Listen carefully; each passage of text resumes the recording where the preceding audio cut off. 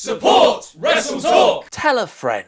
Hello and welcome to the WrestleTalk News. I'm Ollie Davis. You can say a lot of things about Michael Cole, but he uses the same annoying phrases over and over again. He's just a puppet for Vince McMahon, and he's got some of the worst tattoos you've ever seen this side of Luke Owen. But one thing you can't fault the man for is sheer consistent attendance. Tonight's episode of Monday Night Raw will mark only the second time in 20 years that he's missed a week of WWE TV, with Tom Phillips set to fill in for the announcer. The rare absence is so Cole can attend his son's wedding. Which reminds me, congratulations NXT's Adam Cole! Surprisingly, Cole's commentary partner Corey Graves will still feature on tonight's episode, despite suffering third-degree insult burns over the weekend. At first, Corey's dislike of Enzo Amore on commentary, from their shared NXT days to their main roster call-up, seemed like kayfabe heat. Graves was a heel announcer, Enzo was the fan favourite babyface. A storyline rivalry between the two made sense. But it's come out in recent months that Enzo has substantial real heat on him backstage, from reportedly burying the wrestling business while in earshot of the rest of the roster, to bringing friends backstage to get photos. A big no-no in wrestling locker room etiquette. This infamously resulted in Amore being thrown off the WWE tour bus by Roman Reigns, and Graves revealed on a Bring It to the Table episode his kayfabe dislike of Enzo actually stems from his real-life feelings. No, I don't like Enzo. There's no off switch. It rubs people the wrong way. If you're on a European tour 12 days deep and he's going on and on and on about how he partied at the weekend in LA, you're gonna get tired of hearing about it. That was back in August, and now over the weekend, Graves jokingly mocked the Cruiserweight champion once again on Twitter. My son just ran to second base and danced like Enzo Amore to celebrate. I have failed as a father. Enzo's reply, however, was pretty harsh. Nah, you didn't fail as a father, you failed as a wrestler. That's why they dressed you up in a suit and tie and told you to sit down. Hashtag how you doing, hashtag champ. Graves made his professional wrestling debut in 2000, age 16. He signed a developmental contract with WWE just over a decade later in 2011, where he won the NXT Tag Team Championships with Neville. But after suffering 2 concussions, he announced his in-ring retirement in December 2014. Samoa Joe has been out since late August, injuring his knee the week after main eventing SummerSlam. But it turns out that isn't the only damage Joe has been using the time off to heal up from, as he told SkySports.com. The recovery's going really well, but I've only been able to perform at about 80% capacity since joining NXT. Now it's the best I've ever felt, it really is. I also needed nasal surgery as I've broken my nose about 8 times in my career, so I was only breathing at around 60%. You have no idea how invigorating it is now. If Joe was only performing at 80% capacity and breathing at 60%, that means he's only had an 8 1/3 chance of winning any of his WWE matches. If you thought he was scary before, watch out, Raw roster. Joe was reportedly set to feud with Finn Balor before he got injured, which is why the Demon King reverted back to his Bray Wyatt feud in the weeks after SummerSlam, and now the weeks after No Mercy too. According to Wrestling News World though, so take this with a pinch of salt, WWE is hoping to have Joe back in the next few weeks, where he'll enter a program with Braun Strowman at the top of the card. Speaking of Enzo earlier, he's the subject of WrestleTalk's brand new wrestling memes competition. Head over to Wrestling Memes Facebook page, link in the video description below, where this image will be there for you to manipulate in the funniest way you see fit. I'll reveal the winner in Friday's episode. The prize, in true zero stakes WWE fashion, is bragging rights, which is a nice way of saying that there is no prize. Randy Orton is sick of WWE booking, and what's the real reason Hulk Hogan never fought Stone Cold Steve Austin? Click the videos to the left to find out, press subscribe, and support WrestleTalk on Patreon. I've been Ollie Davis, and that